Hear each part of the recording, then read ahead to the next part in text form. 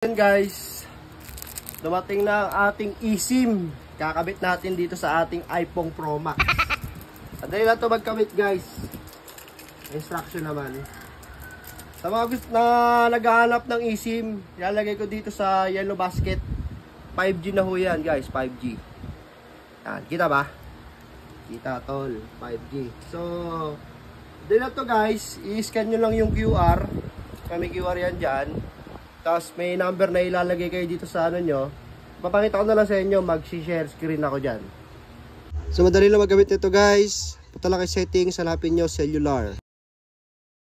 Pagkatapos, pindutin yung cellular, punta naman kayo sa add eSIM.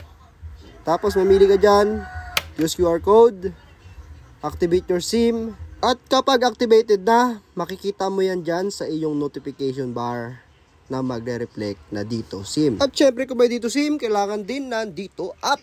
Install mo lang yan sa iyong Play Store, sa iyong Google Store, at kung saang store. Makikita mo dyan ang remaining gig mo at dyan ka na rin magbibili ng iyong load. Idol, kung hindi ka naman busy, pwedeng pa-subscribe, pa-like, share ng aking video para marami ka pang matulungang iba. At paki-comment na rin din idol kung taga saan ka.